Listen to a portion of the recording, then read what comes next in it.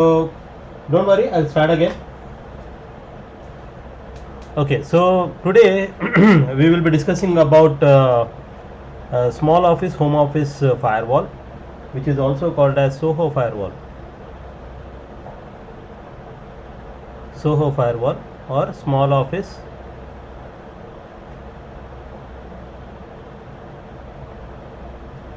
home office. This is the name which was given by Cisco, but anyway, this has become a de facto name for most of the uh, appliances which are manufactured for SMB market. Now, SMB is one more term. SMB means small to medium business. Okay, so firewall solutions, firewall appliances, the vendors, whenever they manufacture a firewall, they will make sure that the firewall is available to different types of customers. There will be some customers like enterprise class customers. Enterprise class customers, they want to protect their data and infrastructure from any type of threats, and or they sometimes they will have to also agree with the compliances like GDPR, general data protection regulation, GDPR, and sometimes they will also have to acquire a certification like ISO 27001. For this they need to make sure they have security controls in place, and one of the security controls is perimeter security, and which is a firewall. So what solutions will firewall are the enterprise customers expecting from a firewall when they install it in their location? Of course, the firewall will be able to do IP routing. Routing is there, and in the routing they expect it to do different types of routing, which is static, default,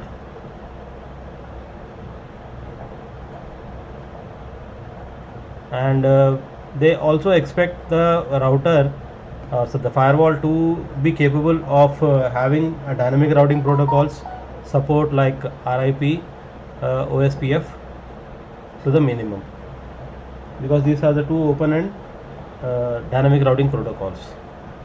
Okay, next they want the firewall. This is the first feature they want, and the second feature they want in the firewall is to work as a load balancer or LB. LB means load balancer, which means if you are having multiple service provider connections, that is ISP1 is there and ISP2. Okay, the firewall should be able to identify whenever a single ISP link goes down, then the traffic should be immediately routed to the second ISP. That's one of the examples I am giving you, which is a load balancer feature. They want it in the firewalls. And of course, the important reason why everyone will install a firewall is for security and traffic filtering. So filtering capability is, they want filtering to be done at IP layer, which is the network layer, as well as they want the filtering to be done at TCP and UDP ports, and they also want to continuously monitor the TCP sessions, isn't it? That's stateful firewall. They want the firewall to be working as a stateful. What is stateful? Stateful means whenever a user from the LAN is establishing a TCP connection to a WAN somewhere in a WAN, then the return traffic should be identified. So the firewall should not see the return traffic as an independent traffic, but it should see that it is part of the first TCP SYN connection. Okay, that is stateful firewall. So stateful firewall inspection or stateful packet inspection, SPI, this is one more feature.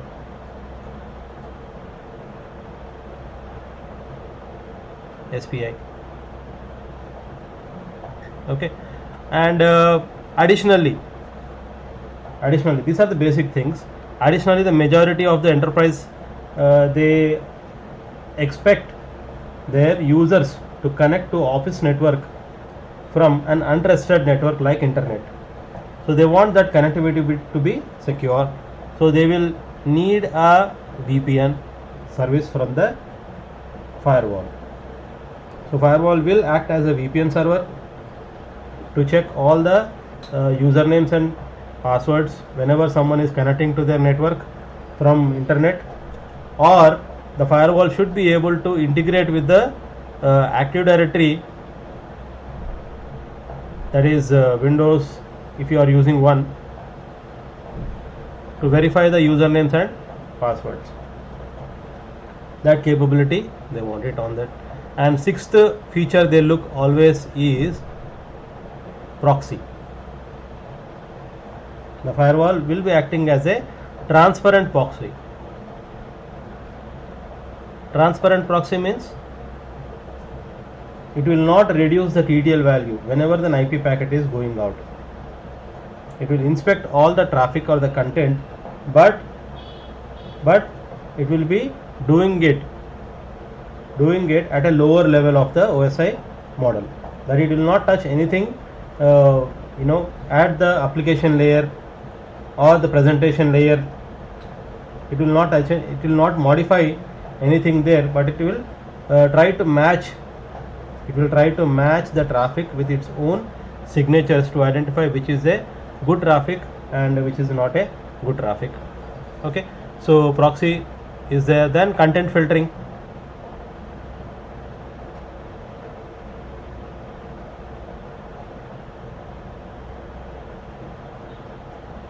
So they don't want all the websites to be allowed into the organization, so they want to filter the content based on the business policy. Like social media, digital marketing department is there, they are allowed to go on to access the Instagram or Facebook or YouTube to do their job basically, but not all the users. And it should be able to identify any direct attacks which are coming from outside. Okay, so intrusion prevention service is what is needed, and inside attacks also it should be able to identify, that is IDS. Alright, plus antivirus capability.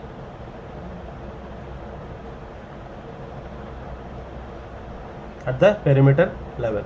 So these are the features which enterprise class customers would look at in a firewall whenever they purchase a firewall, and the amount of money they spend will be huge. Maybe they will spend about, let's say for example, 50 lakh rupees on these solutions. Why? Because the number of users who would be behind this firewall, okay, they will be in thousands. So in LAN there will be 10,000 users, let us say. So these 10,000 machines will be sending out nearly, let's imagine that a single user, everyone is using the network at that time. It's a very busy day, and each user would open at least 2 to 3 sessions outside.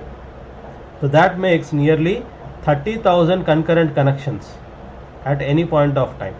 So your firewall should be able to manage and maintain simultaneously 30,000 connections from LAN to WAN, doing all these jobs. So imagine the amount of processing power which is required by the firewall, the amount of RAM and the hardware or the software capabilities of the firewall. So when it want to handle so many transactions on a normal business day, it should be seamless. It should be, the user should not experience that something is slow.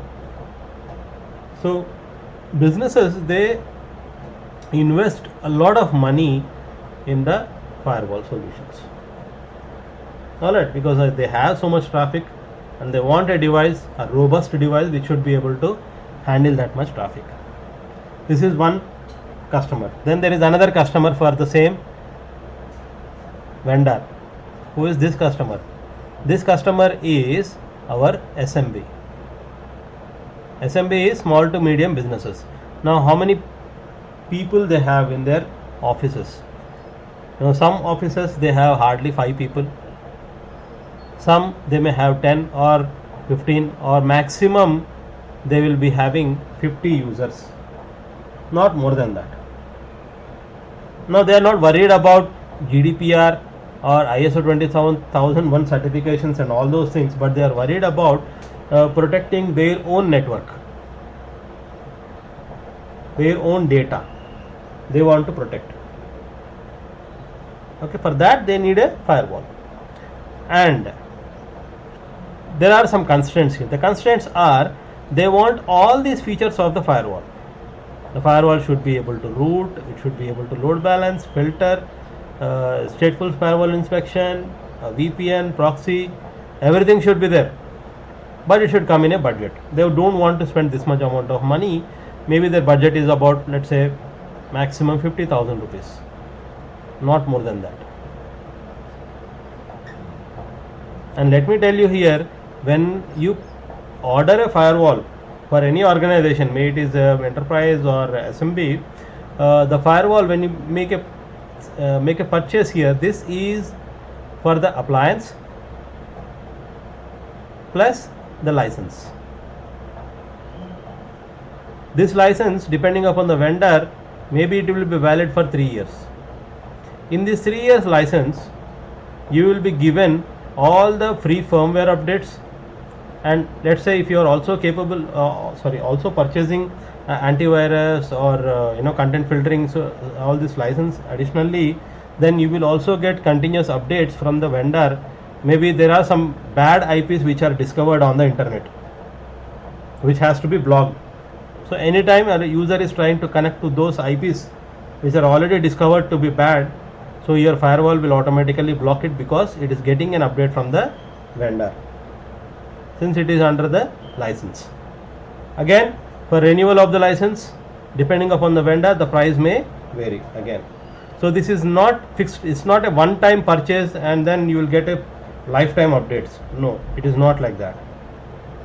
It is a recurring budget. You will have to think about every 3 years. Okay, and then the same thing here, even for the SMB, 50,000 is investment. It is for the appliance. Appliance means what? The hardware device. The hardware device which you purchase, plus the license as well. Okay, so it's not, so this is very, very important. Most of the customers, what I have seen is, they will think that this is a one time investment, especially the SMB ones, because they are not getting any alerts, because firewall is doing a good job. They won't see anything, no alerts, everything will be okay. They will feel that I think we are doing good, so we don't need to do a renewal of a firewall anymore, because still it is protecting us. But that is really bad idea. Okay, if you are investing in security, then you will have to keep this as a budget. All right, so how can they get all these features in one firewall? Well, the firewall, whatever is sold to the SMB market, is designed in such a way that it will be capable of serving this many connections. That means, see, let's say if a branch has 50 users, each user has opened 10 concurrent connections, so which would make 500 connections in a second, connections per second, or CPS. That's what is the term which is used in the firewall. Okay, then this firewall will be able to happily handle this. That they will design it up to even 5,000 connections per second also. It will be able to handle.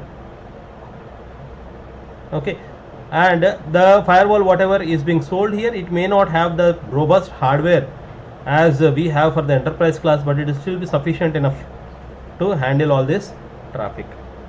I hope you have understood up to this point. Anyone, any question?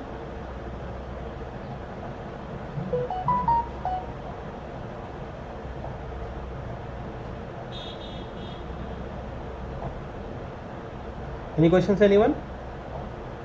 Srihari, Ashita, all okay?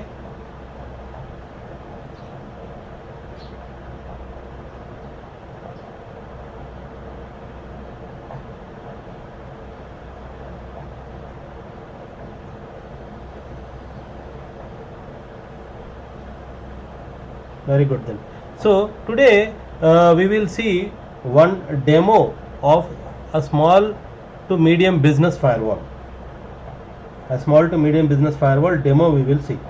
How does it look like? And we are going to look at a demo of a firewall called SonicWall firewall. Okay, a live demo. So there is one live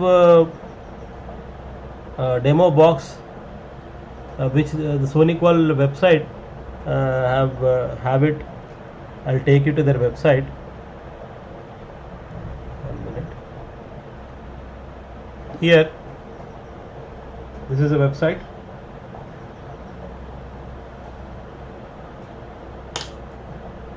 So here, here, if you want to go to this site, so first you will have to go to just Google live demo sonicwall.com. Live demo.sonicwall.com. If you Google, you will go here. Now once you are here, they have a variety of solutions. The products list is really huge. You can see that. So yeah, we are not interested in all the products whatever they have here, but we are interested in this next generation firewall, network security, next generation firewall for SMB, enterprise and government. You can see the classification of the customers here: SMB, enterprise and government. And SMB and branch, they have separate TZ series, which we are going to look at today, mid-size NSA series, large enterprise NSSP series, and even for virtual networks they have NSV virtual series.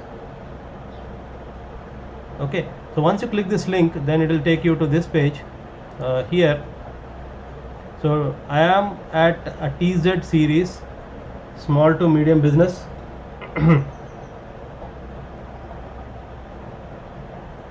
So in this one again, there are a variety of firewalls. You can see the firewall also has a Wi-Fi. You can see here, it's an all-in-one UTM device. Okay, so click on this Soho 250. Soho means small office, home office 250 series, and click on view demo. So once you click on the view demo, then you will go to this page here, this page.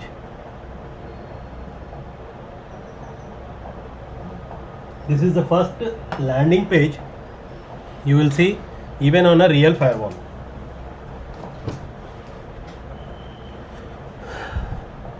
So let me start one by one. Here on the left side you will see the name of the firewall. By default it is Soho 250W, that's the model number of the firewall. And then this is the first dashboard. In the dashboard you will see multi-core. This is the CPU utilization. Now the CPU utilization of the firewall, whenever we see a spike, immediately we will have to understand that there is a huge activity which is going on in the firewall. Maybe there is a malware which is trying to make a lot of connections from inside to outside. That's when the CPU of a firewall would get too much busy. And the number of connections, the second one, you can see here 299 connections it is making. It's almost at the peak. Okay, and you can see the bandwidth here 322488 at this moment, and you can see the bandwidth graph as well. Okay, so this one is a firewall snapshot since September 21st. You can see the number of encrypted traffic is less than 1%.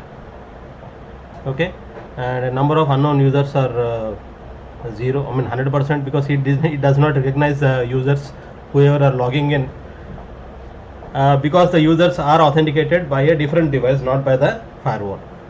And the throughput, and you can see the peak here, and it is also showing you the threat prevention summary, that how many what did it do exactly. It's a progress report.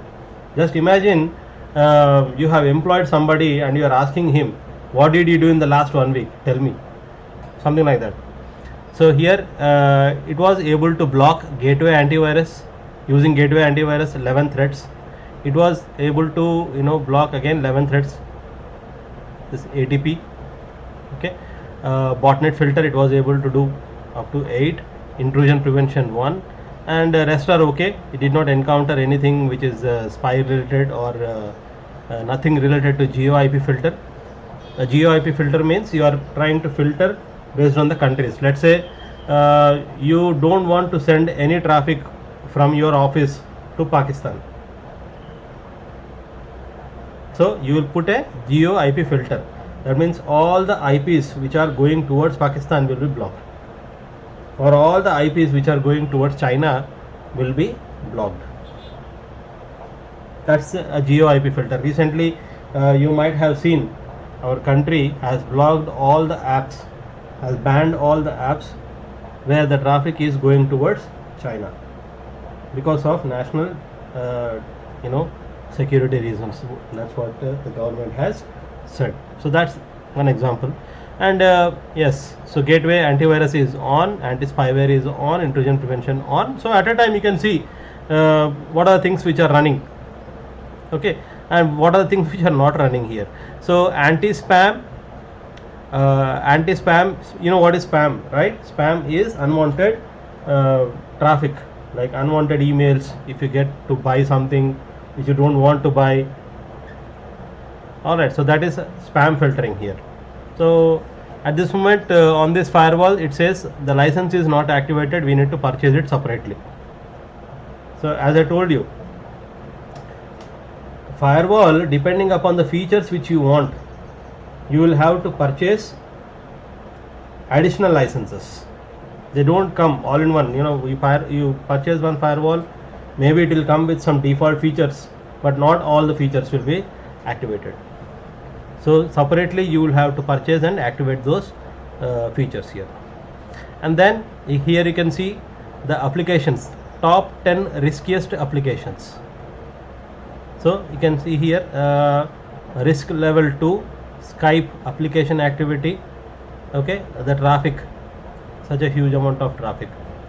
And then which application consumed most traffic, it is shown here. Google Chrome has consumed most amount of traffic. So traffic for how many days? This is for since September 21st here. All this data is up to September 21 only. Okay, this is the dashboard part here. Next, if you want to go into detail, you will have to click here and then go to the detail here.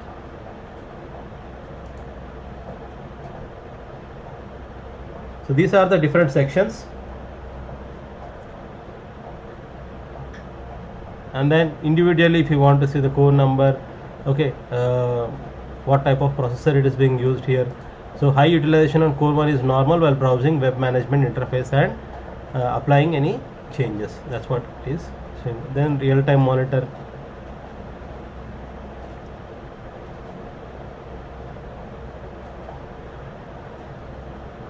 So if you wait for some time, then you will see the traffic here. For example, real time, the number of for example for applications here, you can see here on the left side which application is using bandwidth. Here you can see 1 Mbps.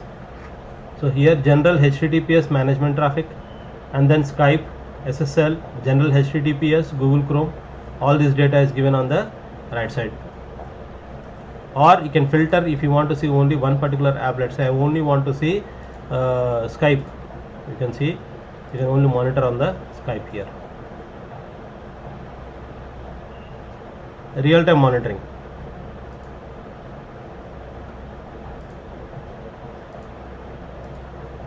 Okay, and this one is ingress and egress bandwidth. Ingress egress, that is input and output here. Okay, x0 and x1 and then w0. These are the w0 is our WLAN interface, that is wireless interface. Okay, x1 is a WAN interface. You can see if you move your mouse on this letter, you will see a cloud, a dialog box coming out here which says what is that particular interface meaning, whether it is a LAN or WAN, what is the IP address, and what is the cable, the capacity, the bandwidth capacity. It's 1 Gbps full duplex. So input and output speed in the bits per second here.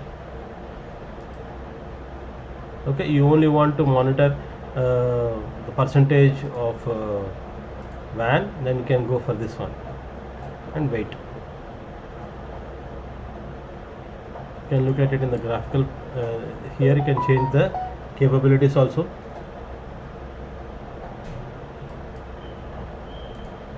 Here, yeah, and explore these things. Packet monitor, connection monitor, these are the different types of monitor, but this will show only in the real time. Now if you want to analyze the traffic for all those things, there is a different product. You can't do that inside the firewall. Okay, and this one also has the packet capturing feature here. You can see number of packets which are captured here. I'm not sure this is going to work. Let me start and see. Nothing is working here. Okay, let's say pcap file, start capturing.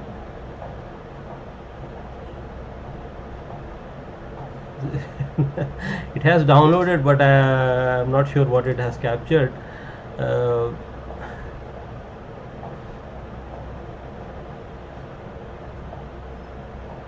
Nothing is there.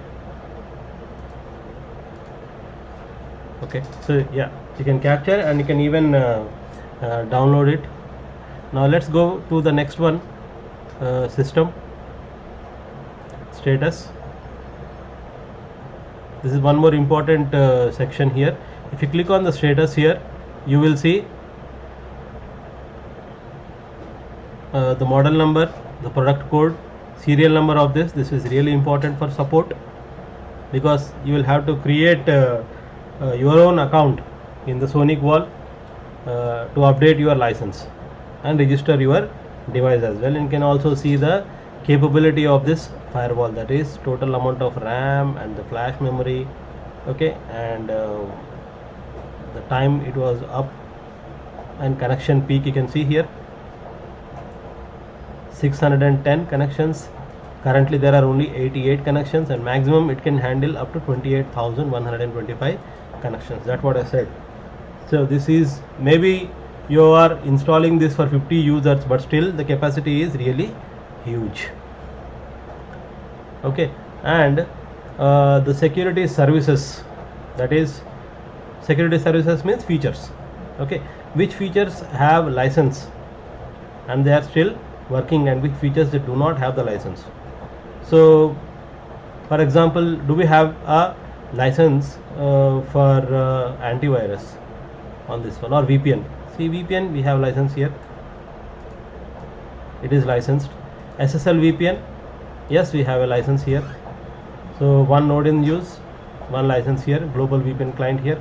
And then if you come down, gateway antivirus we have license, anti spyware we have license, intrusion prevention, IPS I told you, right, that part we have license. Application control, that is we can even block the applications in this one. Then deep packet inspection for SSL and SSH. We don't have deep packet inspection for HTTPS though on this one. And then this is also going to show you the network interfaces. Okay, now 1 second.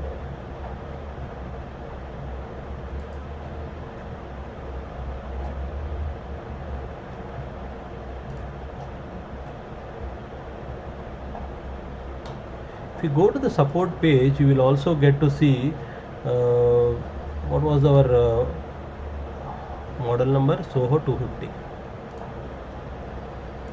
So Soho 250.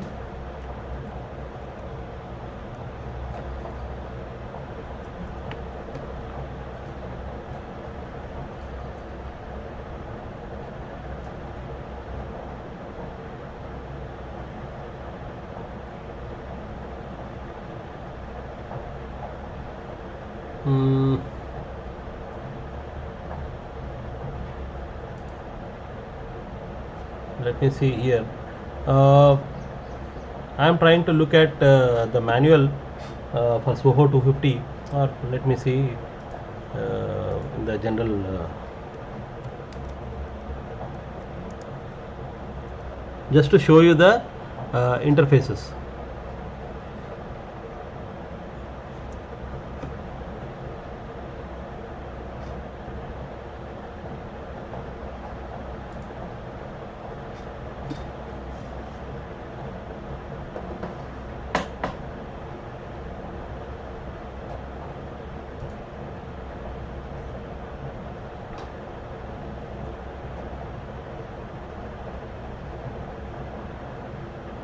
This box, let's see, they have got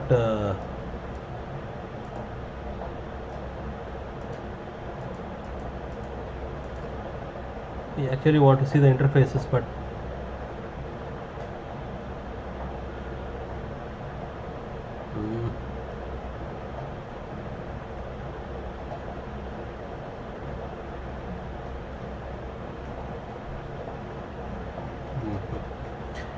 I thought they will give a photo of here very neatly. They did not. It's just a front end photo they gave here. But yes, so this one has 5 1 gigabit Ethernet ports. You can see here. It is 0, X0, X1, X2, X3 and X4. Okay. So X0 is our WAN, X1, X2, X3 and X4 is the LAN, and particularly X1 is capable of giving taking one IP address. Here you can see here in our demo X1 is WAN. This one we can assign an IP address. X0 is LAN, and the other ports X2, X3, X4, okay, so these do not have any IP address. So by default this will be in switch mode, that means layer 2 mode by default, acting as a switch ports. And W0, these are the default settings. Okay, and let me tell you here, this SMB device is plug and play. Most of the times you don't even need to configure anything on this. You just need to buy this, connect the WAN to X1 and LAN to X0, and this one also has a built-in DHCP server. Okay, and it will automatically pick up the IP address from the WAN, because already one IP address is assigned to the LAN. It is also going to supply IP addresses via DHCP. So just plug and play, it will work. No need to even configure anything on this one. So although if you want, you can go inside and you can check the configuration settings here. Let's say for example, I don't want the LAN IP to be 192.168.150 dot something here. I want to modify this. So how to modify? So I went to the network interfaces here on the left side. So I'm here. On the right side you see configure. Under that there is a edit this entry. Click on that. Make sure pop-up is enabled. Now here the mode or IP assignment, that is static IP mode, means we want to give manual IP address, or we can get it via IP unnumbered or L2 bridge mode. You can change all the advanced settings here, or simply you can modify the IP address here according to your need. Okay, and then comment what it is. And if you want to manage this firewall from the LAN, if you want to manage this firewall from the LAN directly, then how do you want this to be managed? You want it to be via HTTP or HTTPS? Usually we prefer HTTPS, so that is ticked here. Do you want this firewall to give replies to this IP address when somebody will ping to this IP address from the LAN? So yes, so it is, once it is check mark means yes. If you don't want this firewall to give a reply, then you can simply say no, or SSH.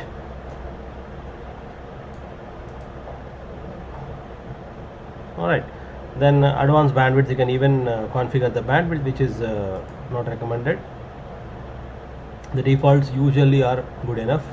Next, the WAN capability, you can here manually you can change the same settings on the WAN interface here. So here the IP address as provided by the service provider, and the service provider IP address gateway, the DNS server, DNS server 2, and the default VLAN here. Now WLAN,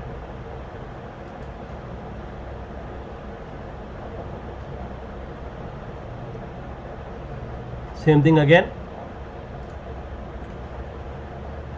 X2. Now X2 you can configure this device as, or this interface to be used as a DMZ. DMZ means it is a third network. It's a third network which you will keep it in between your LAN and WAN. If you want to host a web server, or if you want to host a FTP server, so that your vendors can dump their data into that server instead of directly doing it in your LAN. You don't want to give access to your vendors directly into your LAN. You create a DMZ and you will give an IP address to this DMZ and add a rule later on from the WAN to the LAN. All these things is, I'm saying you, this is all SMB firewall, not an enterprise class firewall. SMB firewall. So this firewall is used in colleges, biopharmaceutical companies. Okay, and I have also seen this firewall being used in even supermarkets also. Yeah, and in the network you can go and you can even see the other things like failover management. Failover means what?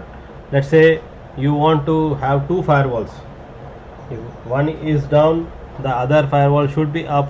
Then you can create one failover group here, and you can add the two firewalls together and create a virtual IP address. So this IP address will be shared among the two firewalls, and they will load balance it. Okay, and then DNS. So specify the DNS servers manually, which is usually recommended here. Or see if you do not have your own firewalls in the LAN, what you have to do usually is give the use this DNS proxy basically. So what it does is simply it will accept all the DNS requests from the LAN. Directly the DNS server will be your firewall. Instead of the computer going and asking the DNS server of which is outside the internet, it will directly ask the firewall. See, the advantage here is when it is asking the firewall will maintain in its own RAM a DNS cache table. Maybe someone else has already accessed that website, so immediately it can give a reply, so the users will not have to wait for a long time. So it is always recommended that the DNS server IP address, when you are configuring to the clients, it should be the firewall, and firewall should take all those requests. Okay, so you can here see enforce DNS proxy for all the DNS requests.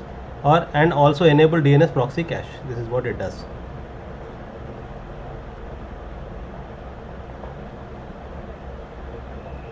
Next,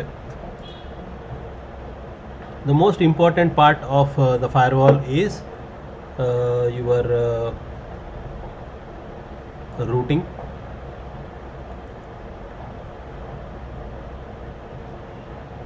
This is the feature I told you, right? Routing feature.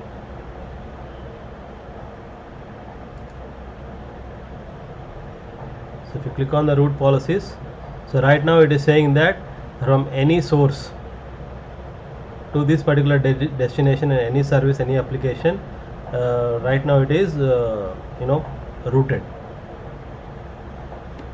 These are the, you can say these are the directly connected networks, LAN to WAN. Routing is not a problem here, and if you want you can implement OSPF routing in this one. Okay, let's say you have a layer 3 switch. This layer 3 switch is connected to this perimeter router, and this layer 3 switch in OSPF area 0. Okay, so here you can add by enabling OSPF. You enable dead interval and authentication if you want, and what type of area is this. Okay, and then the interface route priority, if you want to change you can do that, but you can leave it like that. Automatically it will discover, isn't it? Once you enable OSPF, automatically it will go and talk to the directly connected interface, which will be usually a layer 3 switch. And then again MAC IP anti-spoofing.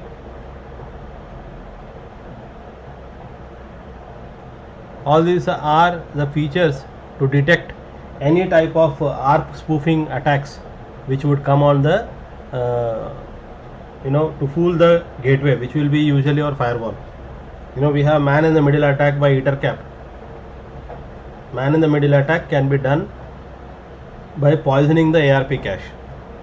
So this gateway, once you enable this anti-spoofing, then it will understand that someone is trying to send a GARP message to the firewall, GARP message to the firewall, and giving a fake MAC address. So immediately it will block that machine. Then DHCP server, the usual stuff. You can enable DHCP.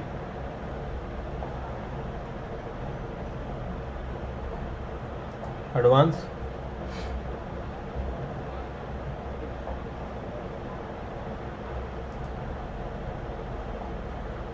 This one is going to give a trust here.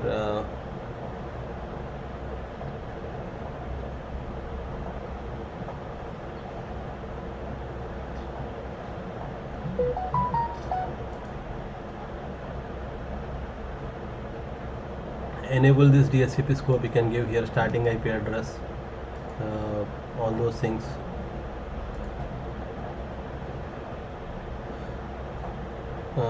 What else?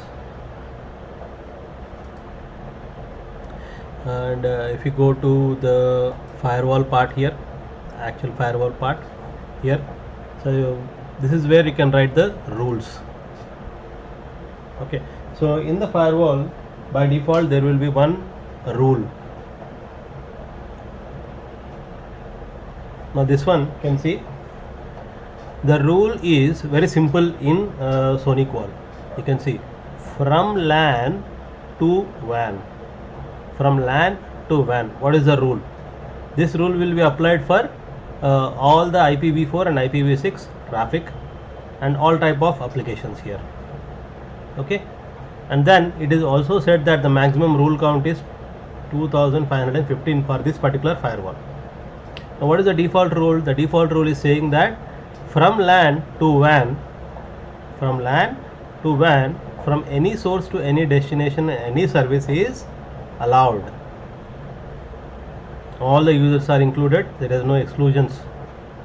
It's a default and it is enabled. Okay, if you want to modify a rule, you can click on this one to modify the rule, or you can add a rule here. If you remember, you know, our policy usually is from LAN to WAN. From LAN to WAN, we should allow only 3 services. From LAN to WAN, which are which services? Which are 80, 443 and 53. 80 corresponds to HTTP traffic, 443 corresponds to HTTPS traffic, and 53 corresponds to DNS traffic. Okay, so let's try to create one rule here. Let's say I want to allow there is one server outside. I want to allow special access to that server. So I'll say vendor server is there. Vendor 1 server. The action is to allow from the entire LAN. Okay, from the LAN to WAN, or you can select even the interfaces if you want to. What is the source port? Any source port. What is the service? Which service you want to allow? See, these are the different types of services. For example, FTP. Okay, what type of service is this? Is this HTTPS traffic? What kind of a traffic is this? This is a HTTPS traffic, let us say. And the source. What is the source? These are the different types of address groups here. Okay, or if you want, you can particularly add one IP address by creating an object. So here there will be some objects which you can create called as address objects. Address object means, let us say you want to allow only one particular machine. So you can create address objects which you will do this. Right now I am going to allow source is anybody. Okay, and then destination. What is the destination again here? Now destination, you can see here there are some default destinations which are given, which usually are live demo or address objects here. These are the different default address objects you can see in the section here, right? Destination network, I'll say I'll pick up one IP address. Okay, all users, and then I'll say add.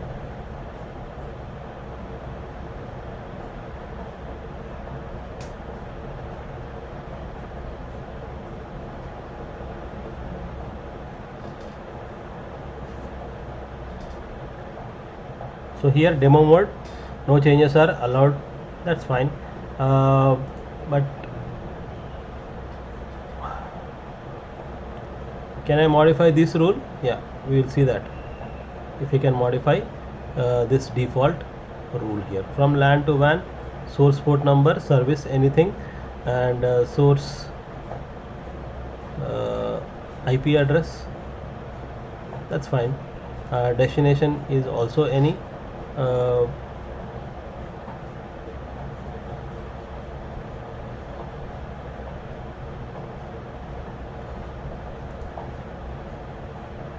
The service though I am going to keep it as a HTTP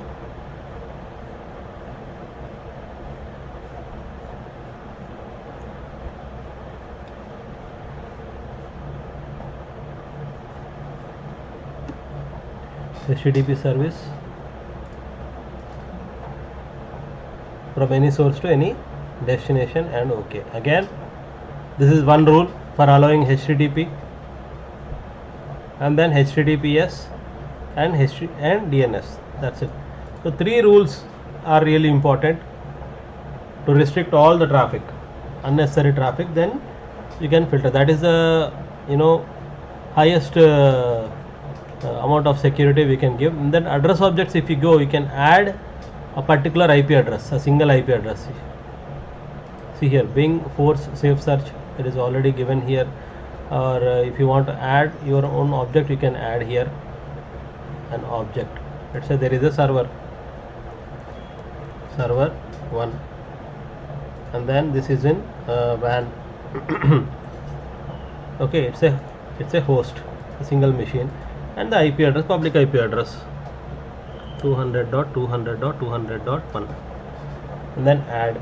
Now once you add here in the object, it will be automatically available in the access rule whenever you want to choose in the list. So similarly, you can add other types of objects like service objects you can add, or you can even add network objects also. The same thing.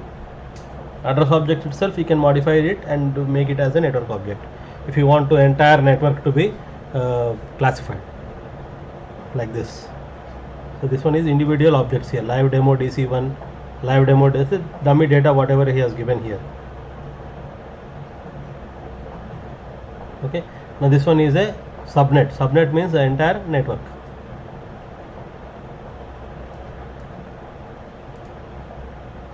Okay, so these are the major features, and then we also have users here. Now in this one we can create the users. Now these users will be authenticated at the firewall level itself. Let's say you want to allow, or you want to make this firewall to work as a VPN server, you can configure this firewall.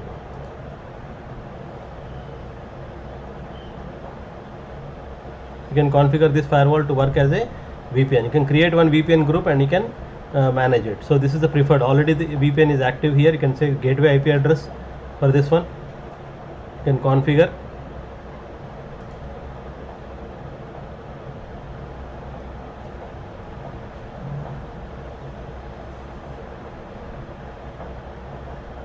Okay, so this one is site-to-site VPN. You can see here policy type is site-to-site. That means this connection is made from one firewall to another firewall device. So here this is the local IP address and this is the remote IP address. Okay, and this is the gateway. You can see here when the tunnel was created, how many packets are encrypted and decrypted, we can see there. So yeah, so this is all about Soho firewall. Now what about our own home? In our own home also we have one router. What can we do there? So yeah, this one is, the reason why you get this is because some browsers, they will not allow a self-assigned certificate by the router in our own home. Yeah, so what to do then? We will have to go with another browser which will allow. So my Chrome, I have it with me. This would allow me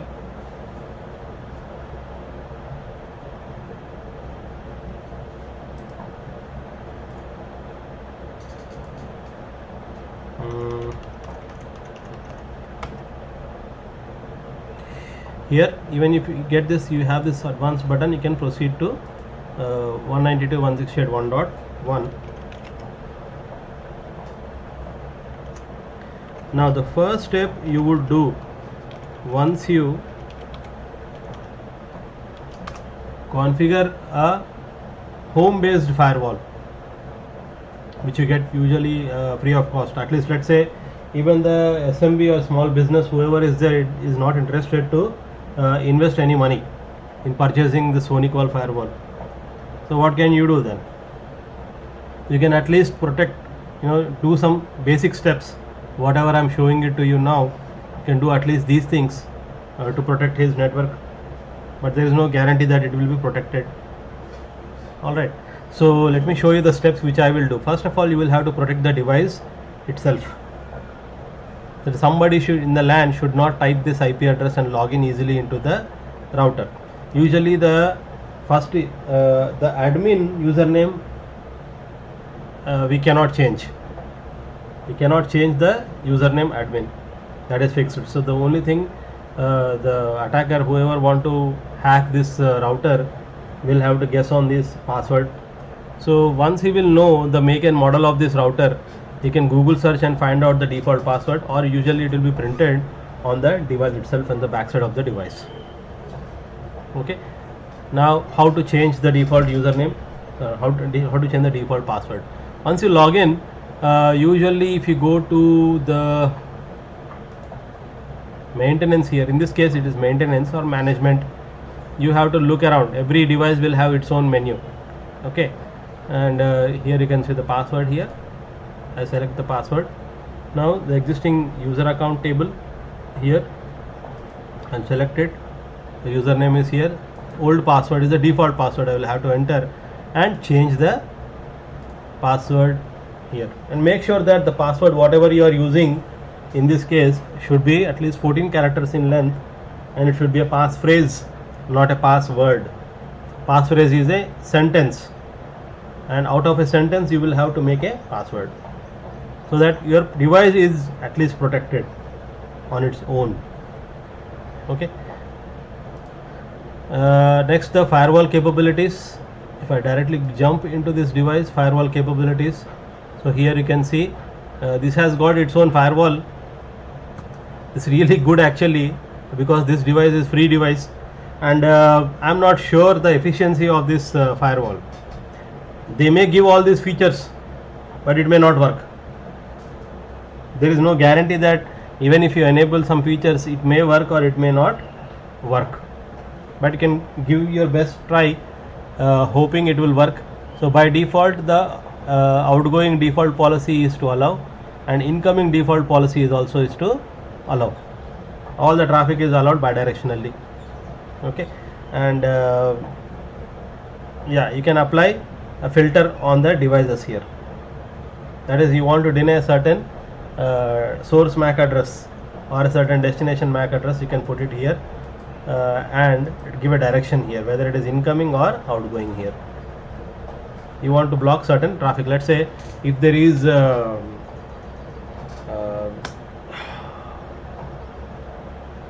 will you say? There is some device in your home. Okay, like a IoT device is there, smart device like a bulb, which you are controlling via your own mobile phone, that too when you are in your home. You don't want to control it via other applications like from outside. You don't want to control you want to control everything from inside only. So you pick up all the MAC addresses of those IoT devices, you put it here in this one, in the source field, and then simply block them, so that they cannot send any traffic to the cloud, which is a vendor cloud, or anyone cannot hack them basically. That's what it means, to protect the devices from inside. So how do you know the MAC address of the machines? Because not all the machines are Windows machines, right? Yeah, in mobile phone we can go inside and we can verify the MAC address, but what about this IoT devices? How can we know about them? So for that we will have to check the DHCP. So I'll go to the setup here, so I'll see the DHCP here, the LAN. I'm trying to see the client list here. So here in the client list I am able to see the devices which I have in my own network, and their MAC addresses as well here. And see here, usually our mobile phones they also have a feature called randomize the MAC address when connecting to the Wi-Fi network. So to protect the mobile device MAC address, there is one feature in Android which will randomize the MAC address whenever it is giving. So today this MAC address may be belonging to this device, but tomorrow again it may change. Once they disconnect from a network, again they connect back, they may change the MAC address automatically. The device changes, not the user is not like what's going on. Okay, right. So there is one device here. This is a Fire Stick. I can copy this simply and I can put it in my filters here. the source MAC address, and I can say add. Please input one valid unicast MAC address. So this is the format they are expecting here in this one. So I will have to use the same format, and then only then it will accept. So I'll have to modify this. I think I will have to remove this delimiters. Let's hope it's not case sensitive.